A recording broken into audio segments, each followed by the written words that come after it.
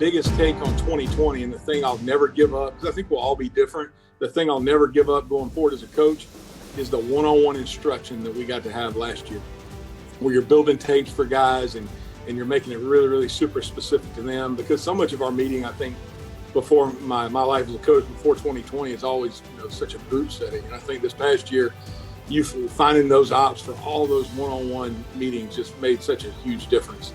Today's podcast is a segment from a clinic talk by Jess Simpson, defensive line coach for the Atlanta Falcons, given at Lauren's First and Goal Clinic. In this clinic, he talks about how he would teach moving forward, and it starts with how he would approach it as a head coach, as the head coach to his staff, and then as the staff and individual staff members to their players. You're going to want to check out the entire talk on CoachTube. I'll put the link in the show notes, but in that he provides some examples with video of what all his teach tapes and the different tools that he uses to coach his individual players look like. He first talks about how he was impacted as a GA at Auburn, working for Pat Dye, and the things he learned and saw through the example that Coach Dye set. Support for this episode comes from Modern Football Technology. Modern Football Technology provides real-time opponent tendencies and self-scout while eliminating manual data entry into Huddle, DV Sport, and Exos. If you're tired of tools that are time-consuming to learn and perform inconsistently at best, then we recommend Modern Football for a fresh perspective. Schedule a demo today at teammofo.com to see a battle-tested tool that's proven to perform and deliver value. Mention Coach and Coordinator Podcast or use the coupon code CC10 to receive 10% off your first year. And listen to our recent episode featuring Folsom High School defensive coordinator Jordan Ersick to learn more about how the 2023 California State Champion uses modern football to dominate their opponents. As the head coach, I was a head coach for a long time. I love leading. I think you're the lead teacher. And I think if you don't embrace that first, that the messaging is you and yours, and I think you're off balance. I'll never forget being a student assistant at Auburn, and I'd sit in every staff meeting on the floor, and I'd listen to Coach Dye talk to our staff at Auburn back in 1992. And then, hours later, getting into a defense or offensive meeting or getting into individual meetings, hearing the coaches, the assistant coaches, like reteaching and re-speaking what he was speaking into them. And whether it was a message about who we were or what we were going to do or how we were going to do it, that just always stuck with me, how it bled through him and how he took that. In this next segment, Coach talks about how the head coach should approach preparing his staff and educating the staff on exactly what they need to do within their program, and then they can begin to teach their players how it's done. How you organize is your example for your staff of how you teach, whether it's the off season, whether it's a calendar, whether you're detailing morning workouts or your practice in the summer, what you do in season from a timing standpoint, from a workflow standpoint, from how your staff responsibilities, staff expectations, how we fundraise. The way we do anything is the way we do everything. And I think every time you put something in front of your staff, every time you do something as a team, and obviously you're organizing, you're detailing, you're leading it, you're setting the example and you're setting the standard for how anything in your program should be done. And I think when you take that kind of pride and you have great detail and you want to be excellent at everything, I think that bleeds into your coaches. The minute as the leader, to me, that you do something half-ass, you're letting half-ass creep in every area of your program. And I just think that's a big, big deal. Like, people need to see you having the answers to the questions, or you being able to detail and organize. And if you don't, be willing to admit it and go figure it out and work the problem and ask for help. Coach goes on to further explain in detail exactly what that looks like and what he would cover as the head coach every year to prepare his staff. One thing that I would do every year is every spring and summer, we would start meeting on the weekends, and we would go through a whole staff notebook. And guys that worked with me for, over 10 years probably got tired of doing it. But I think, and I think guys can put their nose up at it and this and that. And some of it's philosophy talk and some of it's not. But we would go through it. And going through it, it kept the main thing. We knew who we were. We knew where we were going. We knew how we were going to get there. Like, those things were so important to me. And my ability to message to my staff, my ability to message to my players, my administration, and obviously my coaches, like, to me, was everything. every spring I would literally hold a 2.5 hour, 3 hour kind of nightly meeting. And if your son wanted to play football, your son and you as a parent had to be at a meeting. And I would go through the ins and outs of our program, and I would detail everything, how we're going to communicate, what the expectations are of your son, what you can expect from us as coaches. If you got a problem, how we're going to deal with it, how we're not going to deal with it. I just think when you over communicate and you detail things in such a way, you can head off so many problems. And I love this staff notebook because there wasn't a coach that ever worked for me that didn't understand exactly what we were about and how we were going to do things. Those notebooks would include a lot of this stuff, off-season readings. I love doing book studies. Didn't always do it, but man, we got so much cool stuff from them. What our mission was, what our focus and perspective. I'm going to spend a little time on that. I thought that was so important because it was a way for me to communicate and brainwash everybody. Our foundational principles. Well, everybody knows what those things are usually, but we go through and evaluate. Where are we? These 7 things, where are we right now in our program? Our plan to win, discipline, safety, and supervision. I think as a head coach and a leader, I don't care at what level, if you're not detailing to your people how we're going to supervise, lock doors, lock gates, what is our medical procedures, what are our emergency procedures? If you're not doing that, I think you're asking for it these days. But just kind of would go through every single one of those things. And this notebook would be a 3-day in July. We go from like 8 to lunch. The afternoons would be ball, but all morning, this wasn't ball. This is how we work. Coach transitions into talking about what the game is, and that it is not a game of perfect. And that has to be understood in how we teach and how we practice. You're going to see that this frames out the rest of his talk where he starts to build on and work into his individual teach tapes and the things that he's going to do moving forward. Football is not a game of perfect.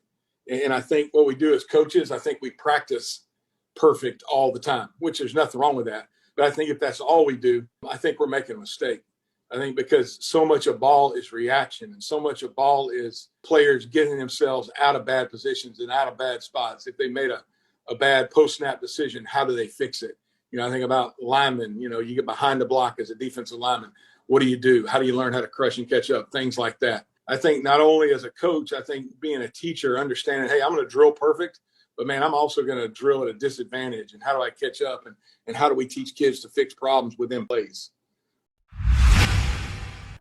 Next, Coach shares the approach from which he learned in 2020, and he's going to utilize moving forward and how he can take those ideas in showing the perfect and the way they want things and the not perfect to put together a teaching progression and help players better understand what they need to do on the field.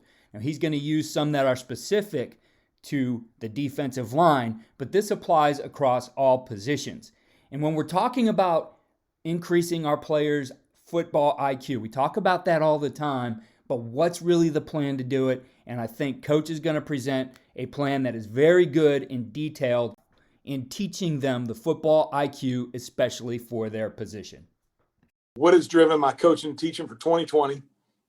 Profile tapes, traits, skills tapes to give or reinforce a picture of what we want. And I wouldn't do it any different for a college player or a high school player, guys. I'll be honest with you. Point of attack tapes. One thing. What's one thing we're going to get better at? And then weekly emphasis per player. So here's a few examples as we go through them. The first year I was with DQ in 2017. I'll never forget hearing him say this for the first time. He said, don't tell me what a player can't do. And that has always stuck with me. And I don't know who he heard it from, but I always thought, what a powerful statement, because it's so easy for us to sit around and tell you what a guy can't do. We need to figure out what a guy can do and use it from a coaching perspective. All right, what can he do? And then this is a quote Bob Sutton shared with me. Bob was former head coach at West Point, been in the NFL, DC for the Kansas City Chiefs for a long time. He was a defensive coach on our staff in Atlanta the last 2 years. I've learned a ton from Bob. Great guy. And it started with this. The biggest mistake in science is develop your theory and then find the evidence. He said, rather, and that's from a scientist, but he shared it with me. He said, but rather follow the evidence to develop our theory. Like as coaches, I think that's the challenge. Like we need to go every offseason trying to follow the evidence to develop our theories as coaches. I think we get that flipped a lot of times and we do it backwards. Coach goes into detail about what he calls his point of attack tapes. Again, this is a tape that can be put together for every position on the field. But he's going to share with you exactly how he puts this together. Again, looking at the plays that are exactly what they want, setting the profile for the position, and then showing them what they need to get better at. When you talk about point of attack days, we can watch our players from last season, and obviously we can all come up with a list of 20 things we got to get better at. I want to know what's his just one thing. Q didn't want to know the 20 things the guy needed to get better at. He wanted to know the one thing that I said, hey, if you got to be better at one thing, I want it to be this. And DQ did this with every player in the organization, and basically would go behind us then and have the one thing he could always be hitting home with that player about, which I thought was such a great way of doing it. So I'm going to share with you one. This isn't long. I mean, literally these things were like 12 or 14 clips. So this was Grady's. And Grady had a ton of things I can show you. We did weekly emphasis on, but his just one thing for 2020, all right, was this tape right here. So the first thing I did in this tape is I always think like reminding what a player is and what he can be before you tell him what he's doing wrong, what you want to improve is so important. So I start with this with Grady. So we're a vertical attacking, like 3-technique, go mode type team. We say that from day one. So here's for Grady. There's a reminder. And then here's a little video. Grady's at the shade here of go mode. Hat, hands, and hips. We're running off the ball, locking it. We're pushing the pocket. Great effort. Like, so I start this thing with 3 or 4 clips. So it's a reminder, like, what are you and what do we want you to be? What do you got to continue to be? So just a reminder. Now moving forward, all right, Grady, what's the thing we got to do? All right, what's the thing we got to dominate is speed to power. So then I kind of moved to, okay, check out these ops, Grady. So that's what we need it to look like. So just a fast, quick picture of, all right, then I know what I'm doing well. I know what I need to keep doing.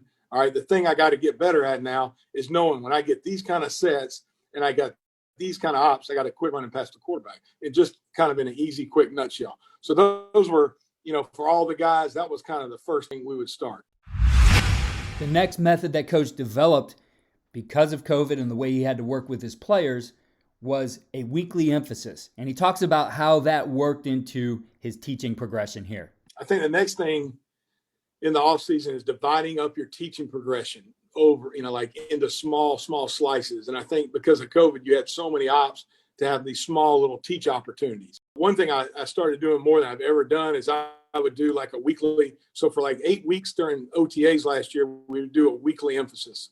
So I might 1 week for like Tyler Davison, I would do move mode. So we're in move mode, Tyler. Here were your 18 ops to move last year. All right. And I'd make the tape. I'd put say Tyler had 8 good ones and he had 9 that you didn't like. I'd put the 8 up front and I'd show him the good movements and the production that came with it. I'd put the 9 and you're basically letting him watch it and see himself give away money because there was a play to be made but we didn't take the right step or we didn't reduce our shoulder as we came through. All right. Or our eyes weren't right. Pad level was wrong. It's just you let them see the good and the bad, and really then they're coaching you going, oh, okay, I see why you're saying that. The last method that Coach shares is how he would put together an individual slide for his players to emphasize the good and the bad, and then this would work into how they would approach the season as well. The other thing I would do, at the end of each week, I would send them a slide, and I would literally divide it in half. All right, and on one half, I'd say what the emphasis was, and the good that we saw. And then on the other half, I talk about the bad. So you had a move mode slide. And then I'd literally send these slides look just like this to their phone and their week 4 reminder on move mode. When you did it right last year, this is what happened. When you did it wrong last year, this is what happened. And I thought that was like we talk about texting kids and how do they learn. This year, like on Sunday mornings, a lot of guys, I'd give their handwritten reminders to them in their locker. Well, I'd also have a PDF on their phone of that same reminder sheet that I just text to them. And a lot of guys really love doing it that way. But you're always reinforcing a picture of what you want, how they fit into your system, and then you're challenging to meet the standard. I really like these ideas that Coach shared with us here today on the podcast. And I think as you look at moving forward into the 2021 season, there's a lot of things you can do right now to start to develop your players little by little, improving their football IQ, making them understand this is exactly what we need, and that's really going to pay dividends as you get into the season. I think the other thing that it does, that individualized approach where you take some time to put some things together for each individual player based on where they need to get is just going to further solidify the relationship that you're developing with them. When you can develop a strong relationship with those guys, know you're always looking to develop them and get the best out of them, they'll run through a wall for you. Again, the entire talk can be found on CoachTube. The link is in the show notes.